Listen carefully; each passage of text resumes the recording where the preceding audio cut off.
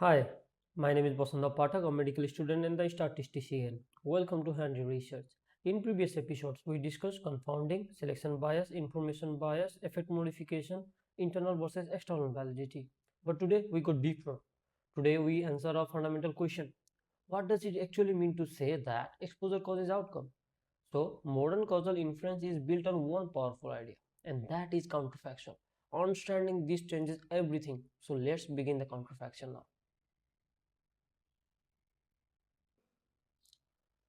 So, what is a counterfactual? A counterfactual is the outcome.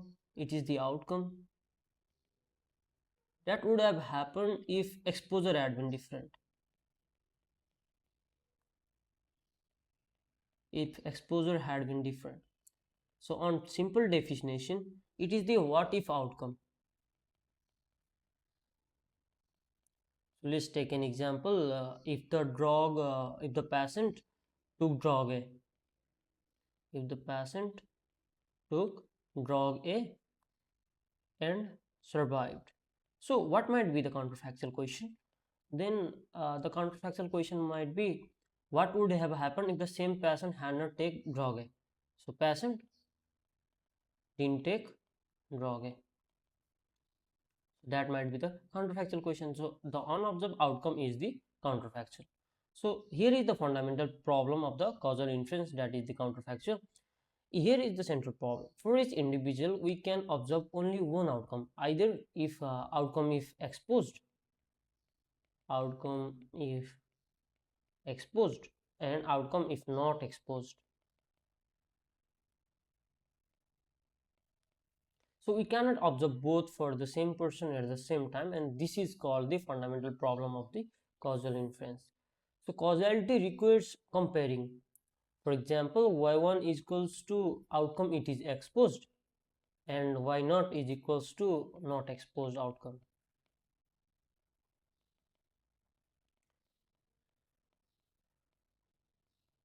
So for one person we only see one, other one is missing, because we cannot see both outcome in single person. That's why the other outcome is always missing. So let's make your concept clear through the example. Same example like patient A takes drug A and survive.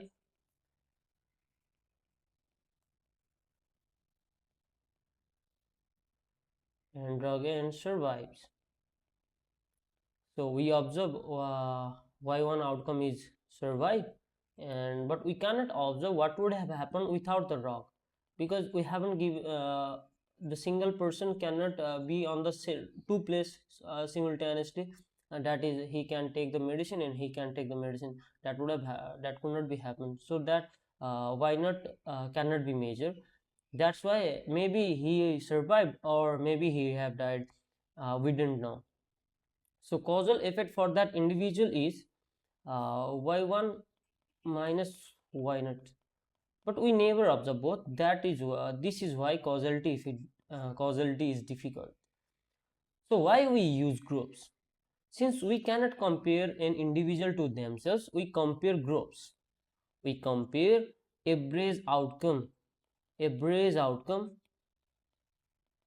among exposed, average outcome among exposed versus average outcome among non-exposed. And if groups are exchangeable, this approximates the counterfactual comparison. So here is the key idea. The unexposed group acts as the counterfactual for exposed group. Unexposed group acts as the counterfactual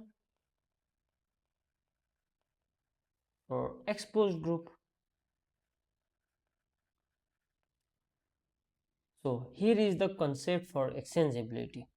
So what is exchangeability? If exposure had been randomly assigned, then exposed and unexposed groups would have similar outcomes. In other words, the only difference between groups is exposure.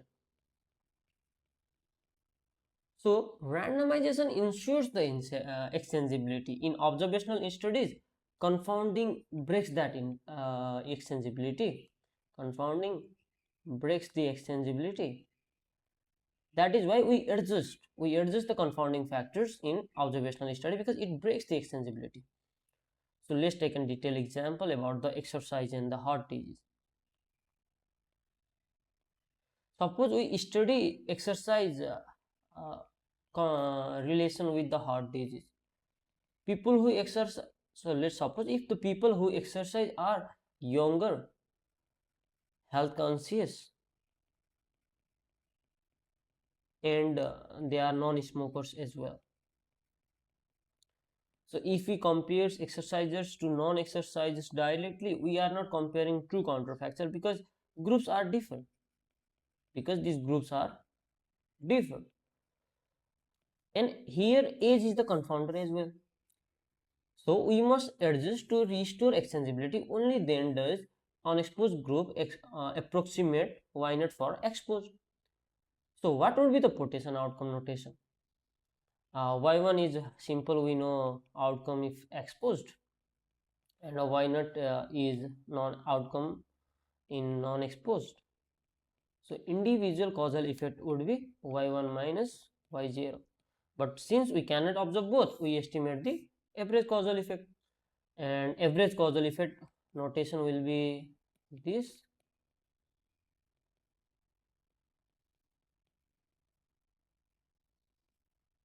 And this is what epidemiologic studies aim to estimate. Remember, this is where we want to be.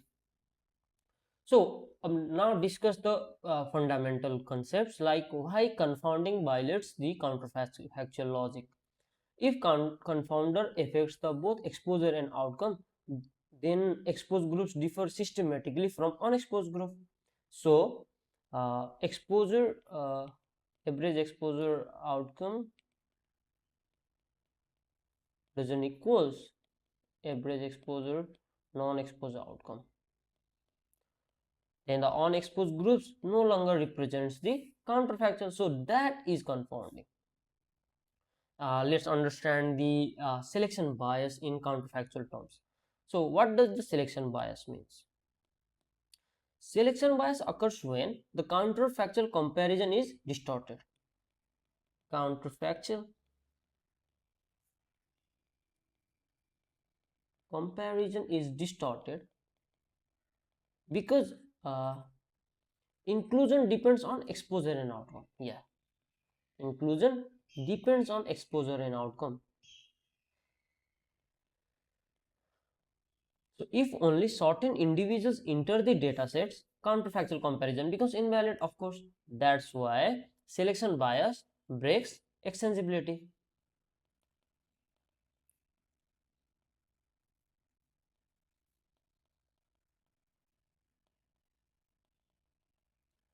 Now, understanding the information bias in counterfactual terms, like if exposure or outcome is mismeasured, then y1 and y naught are incorrectly estimated. In previous episodes, we already explained the information bias. Then measurement error distorts the counterfactual comparison. It's obvious. Now, let's understand through one example, like suppose vaccine causes the infection. Vaccine and infection relation. We want to know that how many infection would have occurred. Infection would have occurred if vaccinated individuals had not been vaccinated. If vaccinated individuals have not been not vaccinated. Okay. So we estimate infection rate in vaccinated versus infection rate in non-vaccinated.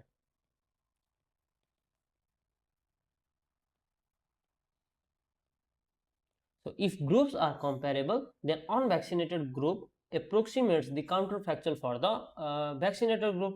But if not that groups are comparable, then confounding distorts it. So here is the simple concept. So let's understand the individual versus the population causal effect. So what's the important distinction between them?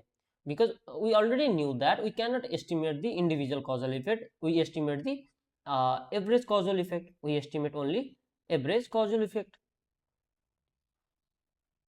because for example, let's take an example. The drug may help some, because in any drug examination, so drug may help some, while it harm others as well. That's why average effect may be beneficial, and we take that result as our final. So every time we have to choose the average effect, and the counterfactual framework focuses, that's why counterfactual framework focuses on average. Now, consistency assumption. What does it mean by the consistency?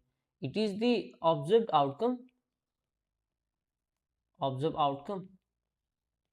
under actual exposure equals the potential outcome under that exposure.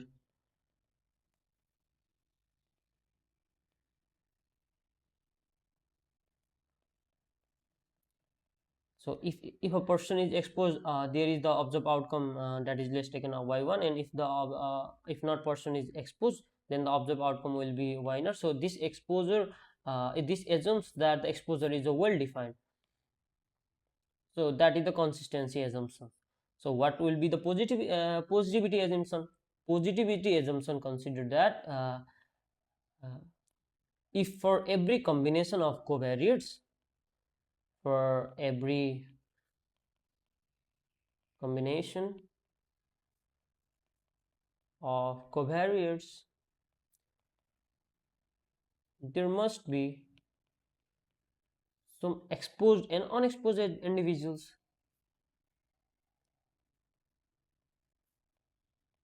So if certain subgroups never receive treatment, we cannot estimate the counterfactual for them.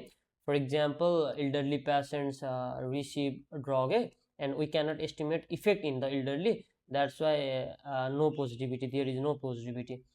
Now, in conclusion, let's understand three core assumptions for the causal inference. That is, I already have discussed exchangeability, uh, for no measured confounding, and positivity where overlap exists, and consistency where well-defined interventions. So if these words, counterfactual comparison is valid.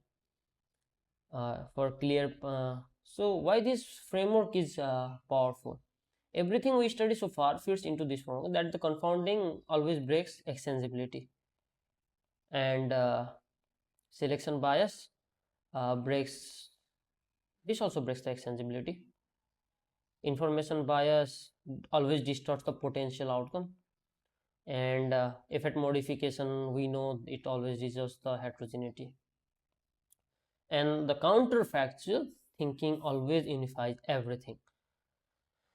Clear practical check. Whenever you're reading a study project, anything, ask what is the counterfactual. What is the counterfactual? Who represents ynet for exposed group? Are group exchangeable? And is positivity satisfied?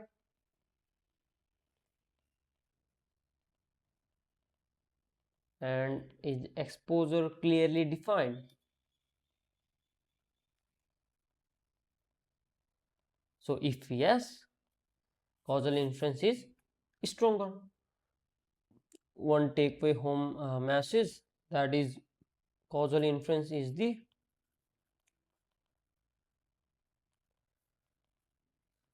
science of comparing what happened to what would have happened.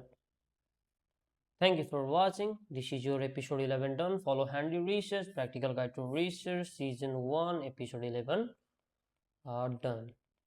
Thank you.